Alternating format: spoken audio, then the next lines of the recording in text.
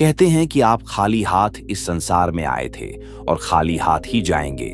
लेकिन क्या यह बात पूर्णतया सत्य है, या फिर संसार में कुछ ऐसा है जो आप साथ लेकर जाते हैं? क्या जो आप साथ ले जाते हैं उससे आपके अगले जन्म की नियति भी तय होती है? चलिए जानते हैं।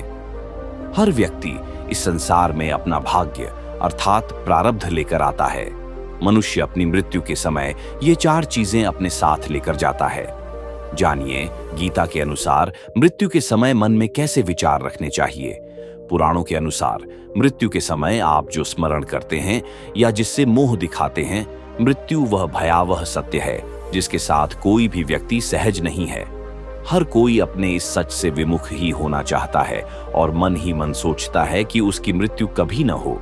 मृत्यु का इतना भय इसीलिए होता है क्योंकि मनुष्य को इस संसार और यहाँ के बंधनों से मोह हो जाता है और उसे डर रहता है कि मृत्यु के बाद कहीं उसे सब कुछ अकेला न भुगतना पड़े। उसे इस भौतिक संसार से मोह न हो, इसलिए उसे बार बार यह याद दिलाया जाता है कि वह इस संसार में न तो कुछ लेकर आया था और न कुछ लेकर जाएगा। लेकिन हकीकत तो यह है कि ये बात पूरी तरह से सत्य नहीं है। हर व्यक्ति इस संसार में अपना भाग्य अर्थात प्रारब्ध लेकर आता है और वह भाग्य जुड़ा होता है उसके संचित कर्म से। तो इस तरह देखा जाए तो यह उस आत्मा यानी मनुष्य के साथ पिछले जन्म से ही साथ आई है और इस जन्म में भी मरते समय साथ जाएगी। इसी प्रकार 4 ऐसी चीजें हैं जो किसी मनुष्य के मरने के समय उसके साथ जाती हैं। पहला है संचित कर्म, दूसरा है स्मृति यानी यादें, तीसरा है जागृति और चौथा है सूक्ष्म शरीर। मनुष्य अपनी मृत्यु के समय ये 4 चीजें अपने साथ लेकर जाता है।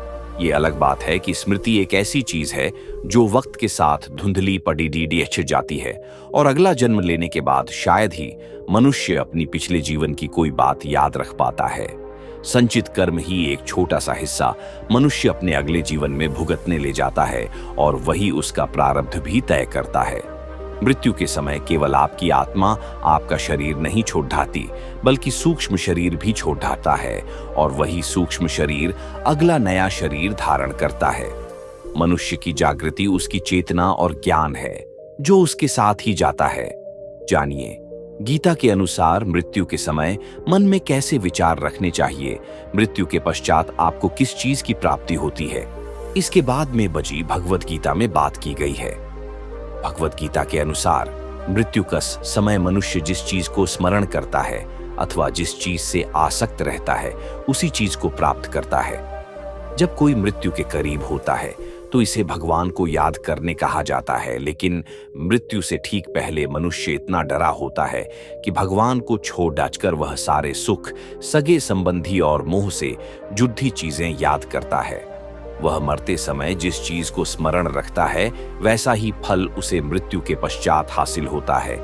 अगर उसने भगवान का स्मरण किया होगा तो वह भगवान को प्राप्त कर लेता है। कहते हैं कि अगर किसी मनुष्य ने जीवन भर धन, सुख और आर प्रतिष्ठा का भजन किया होगा तो अंतिम समय में वही याद आएगा, लेकिन अगर जीवन भर भगवान का भजन किया है तो मृत्यु के वक्त भगवान खुद उसकी बुद्धि में आ जाते हैं। पुराणों के अनुसार मृत्यु के समय आप जो स्मरण करते हैं या जिससे मोह दिखाते हैं उससे आपकी जन्म की योनि भी तय होती है। इससे जुड़ी एक कथा है जिसके अनुसार राजा भरत भगवान की भक्ति किया करते थे, लेकिन मरते समय मोह के कारण उनकी एक हिरण के बच्चे से आसक्ति हो गई। उन्होंने मरते समय हिरण का स्मरण किया जिसके कारण उन्हें अगले जन्म में एक हिरण के रूप में जन्म लेना पड़ा, लेकिन पूर्व जन्म की स्मृति उनके साथ थी जिसके कारण उन्हें अपनी गलती समझ आई। उन्होंने इस जन्म में मंत्रों का जाप किया जिससे अगले जन्म में उन्हें मनुष्य का शरीर मिला। मानव शरीर में उन्होंने ईश्वर की भक्ति की जिससे उन्हें मृत्यु के बाद भगवान के धाम जाने का मौका मिला।